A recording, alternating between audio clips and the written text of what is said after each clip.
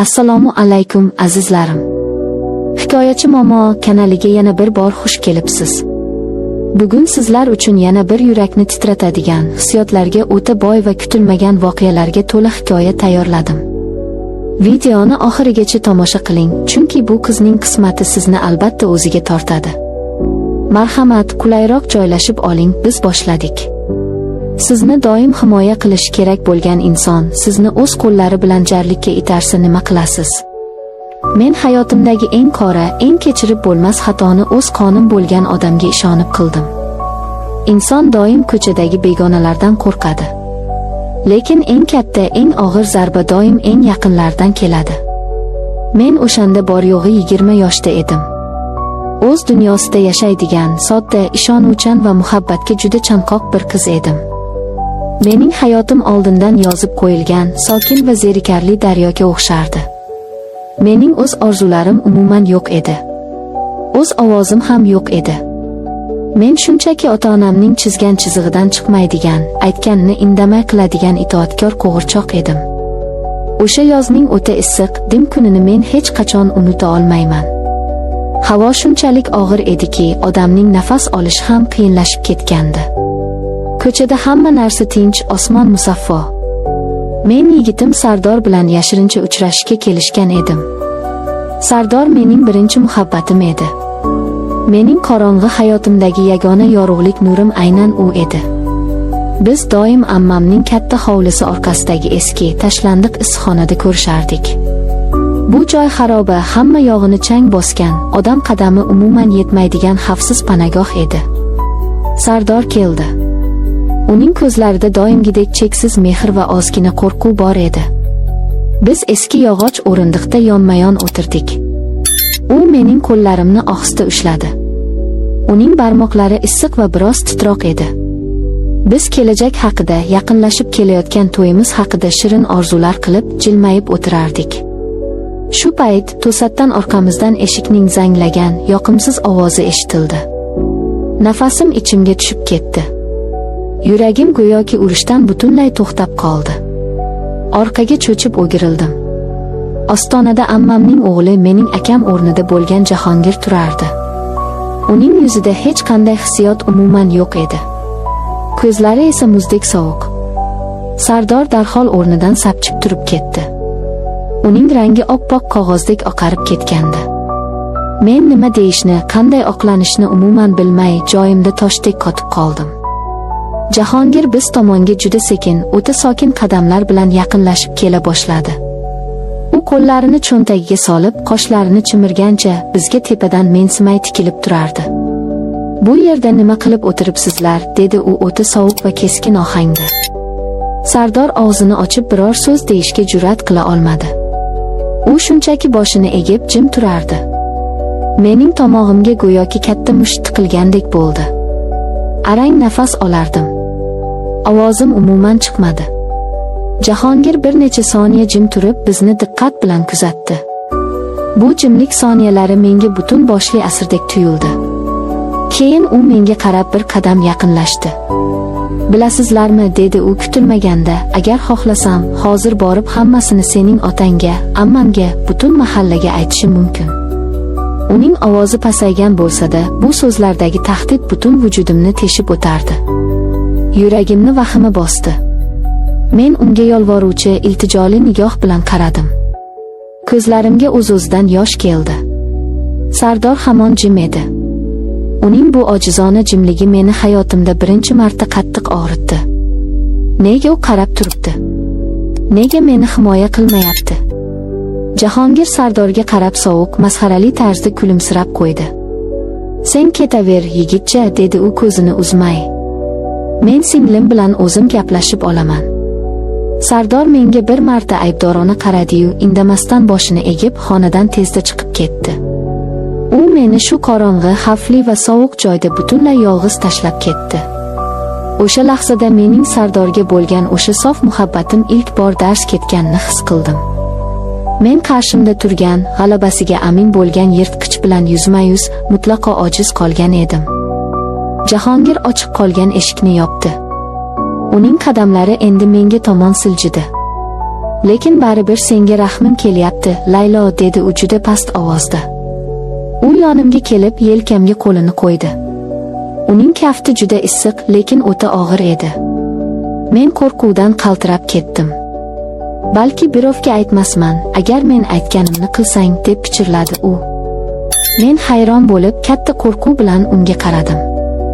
Nima demoqchisan o'zi, nima xohlaysiz mendan? U mening ko'zlarimga uzoq vaqt tikilib qoldi. Unda akalik mehri zarracha ham yo'q edi. Unda qandaydir qora, mutlaqo taqiqlangan, iflos ehtiros ochiq yonib turardi. Meni oilam borligini bilasan, dedi u. Lekin sen menga ko'proq yoqasan. Yigiting esa judayam ojiz. Xohlasang bu sirni bir umr yuragimda saqlayman. Ammo agar rad qilsang, ishonaver, ertaga buni hammayoq biladi.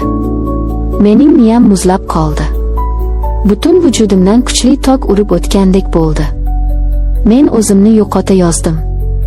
Bu axir mening ammamning o'g'li. Mening qon qarindoshim. Agar rad qilsam, u otamga borishini aniq bilardim. Otam esa bu katta sharmandalikni aslo ko'tara olmasdi. Otamning yuragi juda xasta edi. Mening bu kichik qilmishim uni shubhasiz o'ldirishi mumkin edi. Meni burchakka taqab qo'yishgandi. Men o'z otamning hayotini saqlab qolish uchun o'z yosh hayotimni do'zaxga sotishga majbur edim. Jahongir yonimda sovuqqon kulimsirab javob kutib turardi. Men ko'z yoshlarimni yutib, sekin boshimni egdim. Bu harakatim rozi bo'lishimni anglatardi. U bir zum jim qoldi.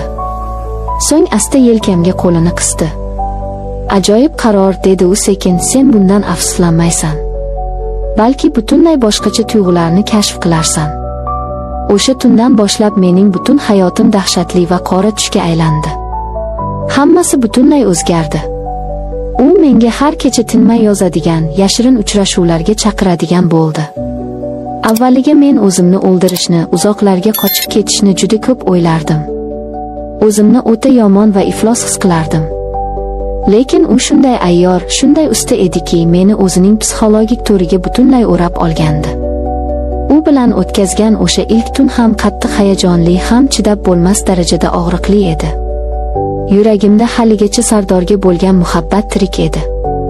Ammo Jahongir bilan kechgan lahzalar mutlaqo boshqa bir olam, boshqa bir hissiyot edi. U qattiqqo'l, talabchan, lekin shu bilan birga o'ta ehtirosli edi. Men uning quchog'ida o'zimdan qattiq nafratlanardim. Ammo tanam menga umuman bo'ysunmasdi. Bu juda zaharli, qonni qaynaydigan, lekin taqiqlangan olov edi.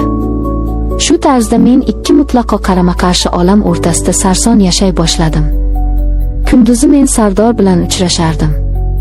U bilan shirin kelajak haqida xotirjam gaplashardim. Kechasi esa Jahongirning zulmatli, sirlarga va ehtirosga to'la dunyosiga sho'ng'irdim. Har tun Jahongir bilan yashirincha ko'rishar, sokin, ammo g'amgin lahzalarni boshdan kechirardim. Sardor yonimda o'zini yaxshi va mehribon yigitdek tutardi. Lekin u menga suyanadigan qoyadek tuyulmasdi. Jahongir esa meni butunlay boshqarar, har bir nafasimni o'ziniki qilib olgandi. Bizning uchrashuvlarimiz endi shunchaki oddiy shantaj emas, qandaydir tushunarsiz, qora ehtiyojga aylanib ulgurgandi. Jahongir menga kundan kunga qattiq bog'lanib borardi. U meni hammadan ochiqchasiga qizg'anardi. Ba'zida u meni o'ziga haddan ortiq jalb etayotganini o'zi ham umuman bilmasdi. Lekin uning nigohlaridagi chaqnab turgan olov buni doim oshkor qilib turardi. Men har kuni oynaga qarab o'zimni o'zim tanimay qolardim. Ichimdagi o'sha sof, begunoh va kulib turuvchi Laylo o'lgan, uning o'rniga yolg'onchi, ikki yuzlamachi ayol kelgandi. Sardor ham nimadir noto'g'ri ekanini seza boshlagandi. Ayolning ko'zlari hammasini darrov sotib qo'yadi. U so'nggi paytlarda juda ko'p savol beradigan bo'ldi. Ko'zlarimga tikilib, hammasi joyidami, men senga yetarli emasmanmi deb so'rardi. Men har gal uning ko'ziga qarab yolg'on gapirishga majbur bo'lardim. Men o'zimni ich-ichimdan yeb bitirayotgan edim. Qattiq vijdon azobi meni asossiz kemirardi. Bir tarafda sof, toza muhabbat, ikkinchi tarafda esa xavfli, qiziqarli va og'riqli ehtiros. Kuz oylarining oxirida bir tun Jahongir meni yana uchrashuvga chaqirdi. U doimgidan butunlay boshqacha edi. Yuzida g'azab va qandaydir g'amgin jiddiylik bor edi. Men eshikdan kirishim bilan u qattiq tortib, ko'zimga tikildi. "Bilasanmi?" dedi u sovuq ovozda. "Endi men seni faqat o'zimnikidek his qilishni xohlayman. Yigitingga o'zing ayt yoki men aytaman. Men sendan endi voz kecha olmayman." Bu so'zlar yuragimni butunlay muzlatib qo'ydi. Endi u shunchaki oddiy tahdid emas, chinakam qat'iy talab bilan chiqayotgandi. Endi bu oddiy o'yin emasdi. U menga umuman tanlov qoldirmadi. Men ikki olamdan birini aniq tanlashim kerak edi. Yoki har ikkisidan birdaniga ajralishim shart edi. Men u yerdan nima deyishni bilmay qochib chiqdim. Lekin inson reja tuzadi, taqdir esa uning ustidan kuladi deganlari rost ekan. Bir necha hafta o'tdi.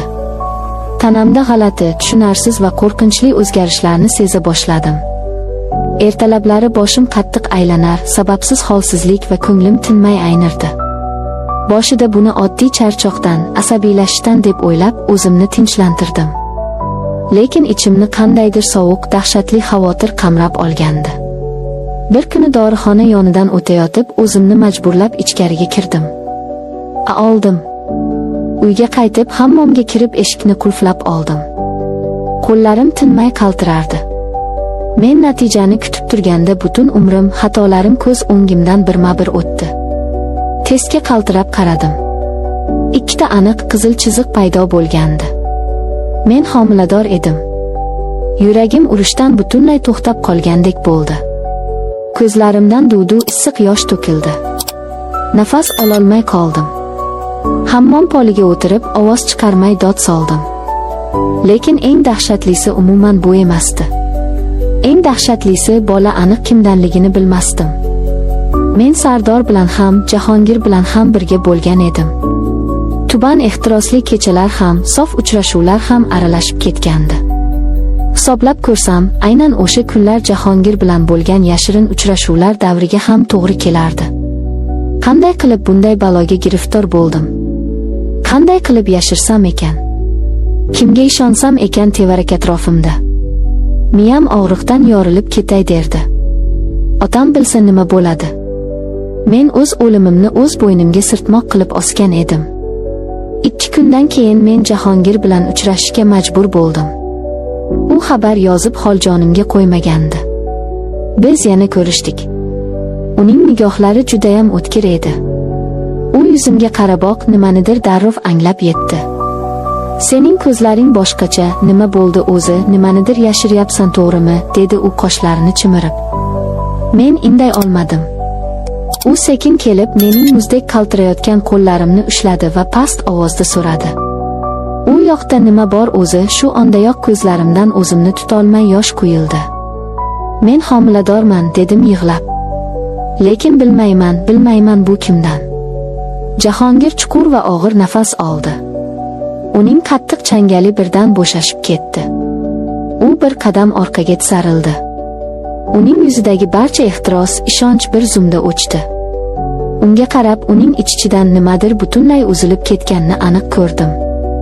Lekin u tashqariga qarab hech narsa demadi.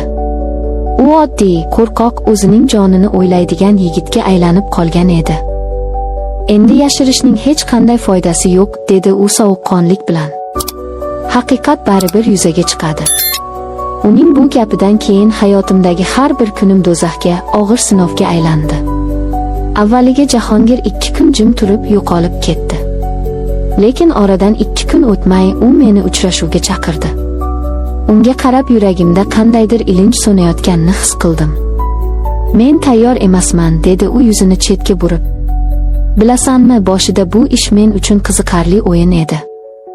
Lekin endi bu o'yin jiddiy hayotga aylangan. Men bu og'ir yukni ko'tara olmayman o'z zimmamga." U shunday dedi-yu, indamasdan ketdi. Menga hatto oxirgi marta qayrilib ham qaramadi. U meni qorong'ilikda, loy va sharmandalik ichida yakka o'zimni tashlab ketdi.